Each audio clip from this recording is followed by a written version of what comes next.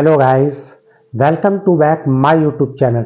मैं डॉक्टर राजेश कुमार तिवारी आज फिर उपस्थित हुआ हूं एक नए टॉपिक के साथ। आज का टॉपिक है electric potential of point on the rim या एज ऑफ द डिस्क।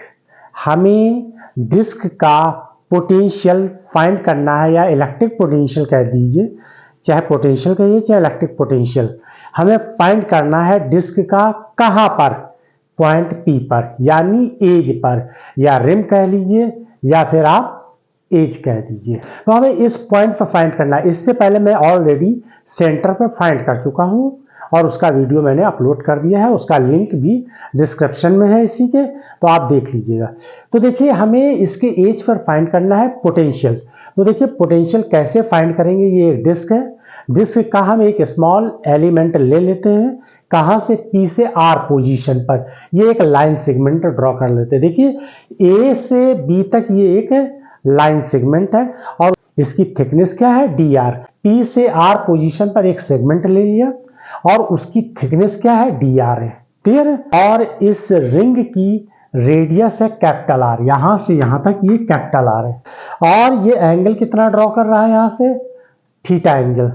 तो देखिए, पूरी सेगमेंट की, पूरा ये सेगमेंट जो ए बी है, ए बी जो सेगमेंट है, ये कितना एंगल ड्रॉ कर रहा है, थीटा, और इधर भी थीटा, तो कितना हो जाएगा, 2 थीटा एंगल होगा। अब देखिए, ये जो ए बी लाइन या लेंथ ऑफ सेगमेंट है, तो इस A B length of segment क्या होगी, A B angle into radius. मान लीजिए वो यहां पर ये एक सर्किल ले लेते हैं और ये इसका आर्क है। सपोज करिए ये आर्क है, आर्क ड्रॉ कर रहा है, या मान लीजिए हम इसी को आर्क ले लें, यहाँ पर ये इतना आर्क ले लिया और यहाँ से इस तरीके से ये ड्रॉ कर रहा है। ये थीटा एंगल है। तो फार्मूला क्या होता है, एंगल इक्वल टू होता है आर्क। ये आर्क है जिसे हमने ए बी यहाँ नाम दे रखा है, ए बी, यानी ये आर्क है। और ये क्या है, ये ए बी आर्क है, और ये क्या आ जाएगा, रेडियस। यहाँ पर हम इसको रेडियस या जो भी लेंथ है, तो एंगल इक्वल टू क्या होता है, ए बी अपॉन यानी आर्क बाई रेडियस है। तो सेम यही कंडीशन हम इसमें भी अप्लाई करेंगे, सेम यही कंडीशन यहां पर भी अप्लाई कर रहे हैं। तो देखिए, यहां से यहां तक ये क्या है, आर पोजीशन है, तो ये लेंथ की तरह काम करेगी। तो यहां पर देखिए हमने क्या लिखा है, एंगल इंटू रेडियस। अब रेडियस क्या है, या लेंथ की तरह, रेडियस क्या है, पी ए क्या है, रेडियस यानी लेंथ है। तो यहाँ पर पुट कर दीजिए रेडियस की जगह कितना, आर, और एंगल कितना ड्रॉ हो रहा है, ये पूरा एंगल कितना है, 2 थीटा। ये थीटा, ये थीटा, तो कितना हो जाएगा, 2 theta.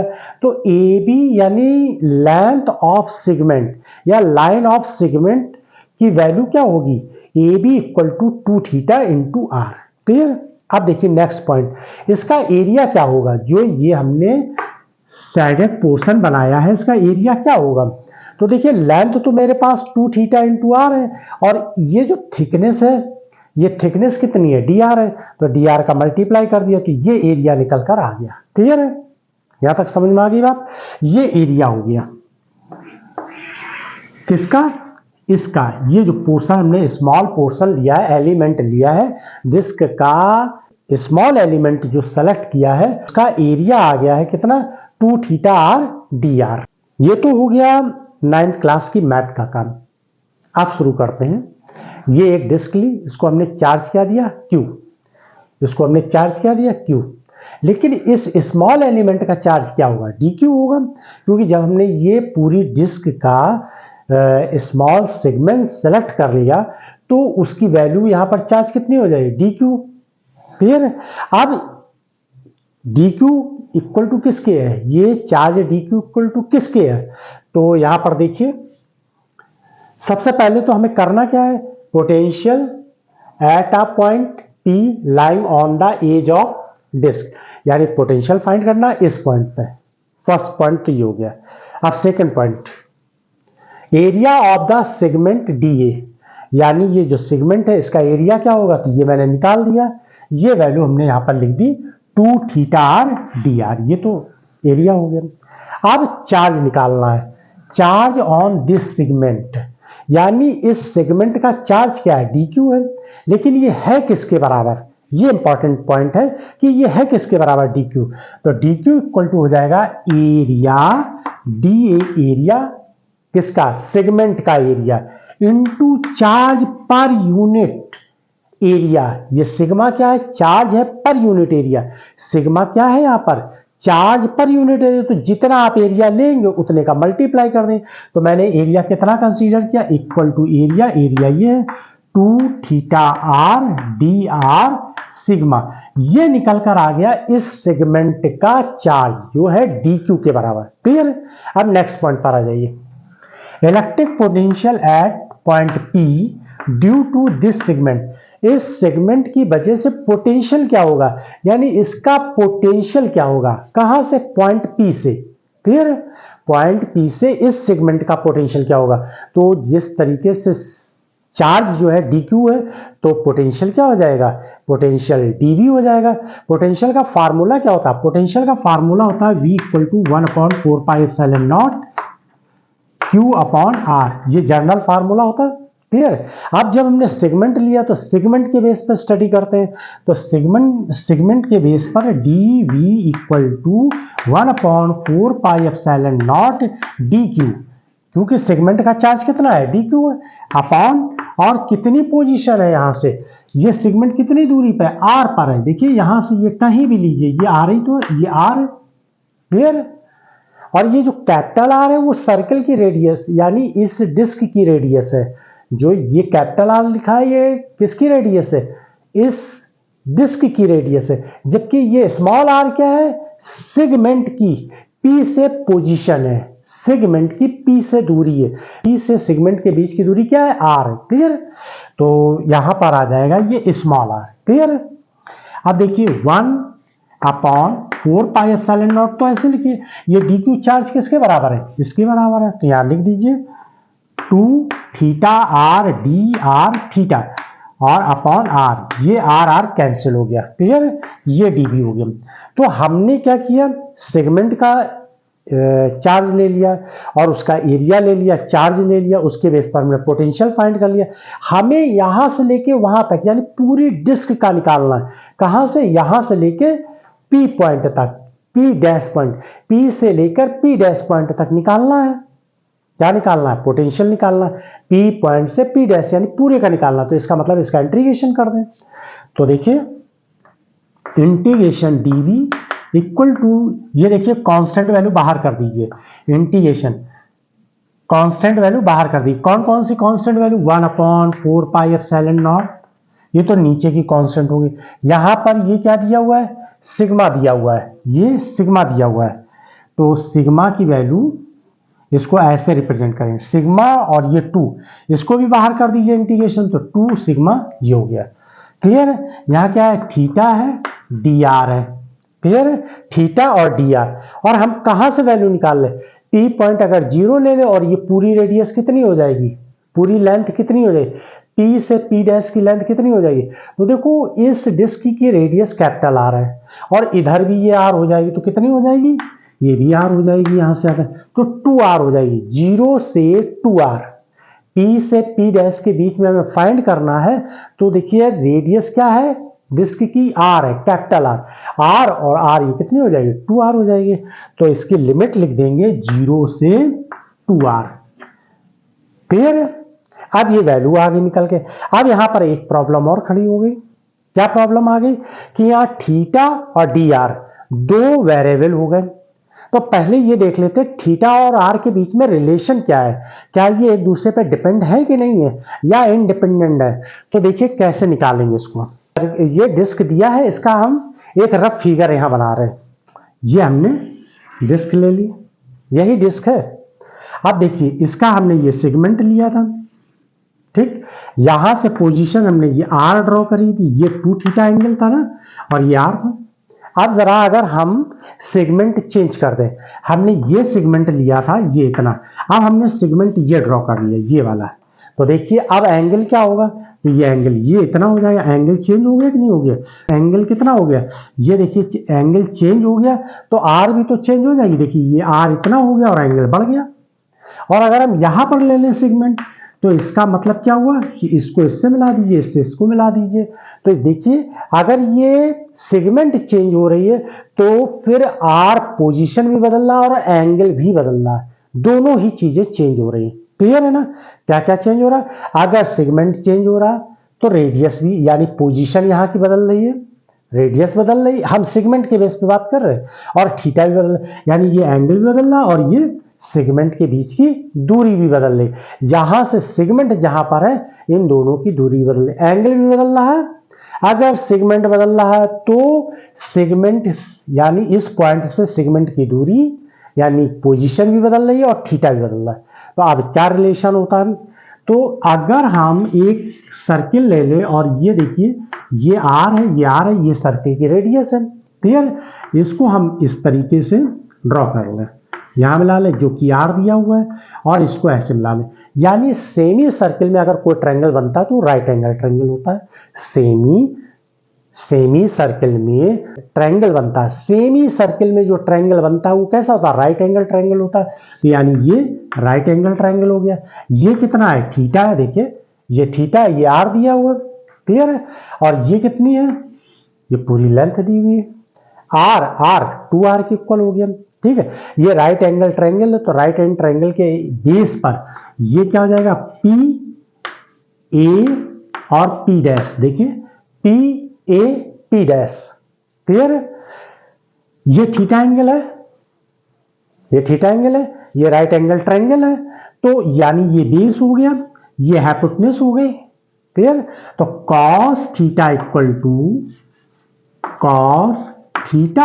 To base by hypotenuse, यानी ये लेंथ आ जाएगी जो कि हाइपोटेन्यूज की तरह वर्क कर रही है। Clear? r equal to 2 capital R cos theta, ये वैल्यू निकल कर आ गई। तो यहां पर r और थीटा के बीच में रिलेशन हो गया डिफाइन। क्लियर है? अब इसका क्या करिए, आप डिफरेंशिएट कर दीजिए। क्या करिए? इसका डिफरेंशिएट कर दिए। तो डिफरेंशिएट करेंगे तो dr इक्वल टू 2r यानी कैपिटल R cos थीटा का क्या हो जाएगा? साइन थीटा हो जाएगा। यहाँ साइन थीटा लिख दीजिए और डी थीटा लिख दीजिए। cos थीटा का डिफरेंशिएट करेंगे तो क्या आएगा? माइनस साइन थीटा आएगा। तो यहाँ पर एक माइनस साइन दे दीजिए। क्लियर? तो जहां dr लिखा होगा वहां पर हम क्या वैल्यू पुट कर दें? Minus 2r sine theta D theta.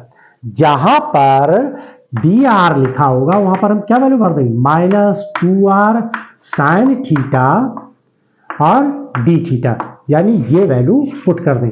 तो देखिए dr की वैल्यू यहां पुट कर दीजिए इस जगह, ये dr की वैल्यू निकाल दी, वैल्यू पुट कर दीजिए। इंटीग्रेशन dv इक्वल टू तो v हो जाएगा 2 sigma 4 pi epsilon not integration theta की जगह थीटा लिखा रहने, dr की जगह लिख दीजिए 2r साइन थीटा और डी थीटा, और माइनस भी तो है यहां पर। देखिए ये माइनस है तो माइनस यहां पर बाहर कर दीजिए, ये माइनस कर दिया। अब लिमिट भी चेंज करिए, लिमिट भी चेंज करिए। कैसे? ये 0 है और ये 2r है। जब यहां पर 0 पुट करेंगे, इस जगह यहां 0 पुट करेंगे तो 0 equal to 2r cos theta. तो देखिए 2r तो 0 के बराबर नहीं होगा क्योंकि डिस्क है, डिस्क की रेडियस है। तो यानी ये तो 2r नॉट इक्वल टू 0, तो 0 इक्वल टू क्या हो जाएगा? cos theta. cos theta cos 90 equal to क्या होता है? cos 90 यानी pi by 2 equal to cos 0 की हो जाएगी, क्योंकि cos 90 की वैल्यू क्या होती है? 0। तो यहाँ पे 0 की जगह cos 90 ले, तो थीटा इक्वल टू क्या हो जाएगा? पाई बाई 2, यानी लोअर लिमिट क्या हो जाएगी? पाई बाई 2। यहाँ पुट कर दीजिए पाई बाई 2। अब देखिए अपर लिमिट क्या है? 2r, इसमें 2r पुट कर दीजिए तो 2r equal to 2r cos theta, इसमें पुट करेंगे दोनों बार 2r अपर लिमिट r की जगह, स्मॉल r की जगह, तो ये और ये कैंसिल हो गया, 1 आ गया cos थीटा, और 1 इक्वल टू क्या होता है? cos 0 की वैल्यू 1 के इक्वल होती है, cos 0 की वैल्यू यानी 1 की जगह लिख दीजिए cos 0 और ये cos थीटा, तो थीटा इक्वल टू क्या आ जाएगा? 0, यानी अपर लिमिट हो गई, यहां पर 0 पुट कर दीजिए। क्लियर? ये वैल्यू पूरी चेंज होके आ गई। जो कांस्टेंट वैल्यू है उन्हें बाहर कर दीजिए इंटीग्रेशन। जैसे ये 2r है, इसको बाहर कर दीजिए क्योंकि ये तो कांस्टेंट है, डिस्क की रेडियस है, इसको बाहर कर दीजिए। अब हम इसको रफ कर दे रहे हैं। v इक्वल टू 2r को बाहर कर दीजिए तो ये हो जाएगा 2 सिग्मा इंटू 2r, ऊपर की वैल्यू है, नीचे क्या है 4 पाई एप्सिलॉन नॉट इंटीग्रेशन, और यहाँ माइनस का साइन है, माइनस का साइन बना रहने दीजिए, माइनस है। यहाँ पर क्या आ जाएगा π/2 हो जाएगा, यहाँ क्या हो जाएगा 0 हो जाएगा। ये कितना लिखा है थीटा लिखा है, ये क्या लिखा है साइन थीटा लिखा हुआ है, और ये डी थीटा लिखा हुआ है। क्लियर है? अब जो कैंसिल हो जाए, ये 2 से 2 ये 4 कैंसिल हो गया, माइनस आ गया सिग्मा आर अपॉन पाई और एप्सिलॉन नॉट, ये वैल्यू आ गई। क्लियर? अब ये माइनस, ये लिमिट को पलट दीजिए, लिमिट को वैल्यू यानी अपर को लोअर कर दीजिए, लोअर को अपर कर दीजिए, तो यानी ये माइनस साइन कैसा हो जाएगा, ये प्लस हो जाएगा। क्लियर? और ये theta sine theta D theta, यानी ये पोटेंशियल। अब अगर इतना और सॉल्व कर लें तो हमें पोटेंशियल फाइंड हो जाएगा, और कोई टफ नहीं है। यहां से देखिए ये इक्वल टू 1 क्यों होता है, 0 से π/2 इंटीग्रेशन, यानी ये लिमिट हो गई, 0 से π/2 लोअर अपर लिमिट हो गई, theta sine theta D theta, इसका इंटीग्रेशन कर लीजिए तो देखिए क्या होता है।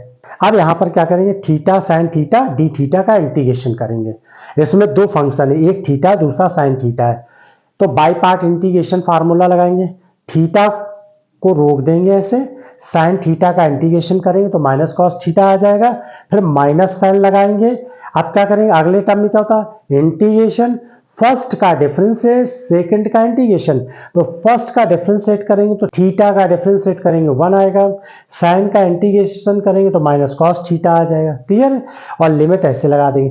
फर्स्ट वाला टर्म तो हमारा पूरा सॉल्व हो गया, तो यहाँ लिमिट लगा दीजिए π/2 0।